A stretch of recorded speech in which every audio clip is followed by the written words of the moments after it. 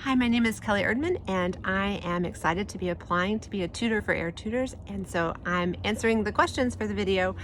You asked what my path was to be where I am now, and that's a really long story, but the shortened version is that my family just moved back to the United States. We live in Texas right now, and we have spent the last 10 years living in East Africa, where my husband and I were doing nonprofit work.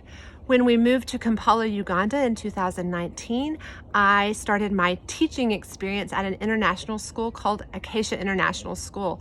I actually started teaching in the middle of the year because their science teacher had to do an emergency move and move back to his home country, and so they contacted me randomly. They found out that I had just moved into the country and that I had a biology degree, so I started teaching at Acacia International School. I really only planned to teach for half a year to get them through, and I ended up falling in love with teaching.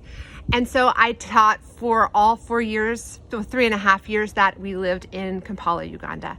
I taught middle school science, and I also worked with my husband to run our nonprofit. So I really love teaching.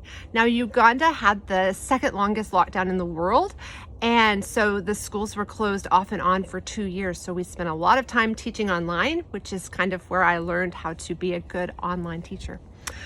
I love to do a lot of things. It's changed a little bit since we've moved back to the United States. So I really love doing hiking, and I love doing yoga, and I love spending time with my 2 teenage daughters and just doing anything that they want to do with me. And so those are the things that I really love to do.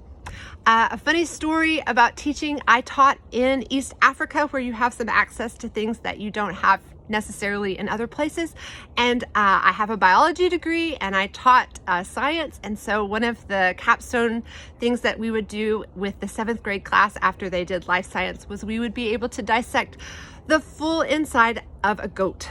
So we would dissect from mouth to tail, all of the inside organs, and it was the best experience. It was so much fun to be able to have taught all the lessons on anatomy and physiology, and then to be able to have them be able to see the heart and the lungs and the pancreas and the liver and the intestines. It was just a really cool experience that was afforded to us because we lived in Africa and had butchers who butchered goats every morning, and we could get the inside of a goat. So hope that doesn't bother any vegetarians, because that seems crazy, but it was a really awesome experience for the kids and one of the most favorite teaching experiences that I did.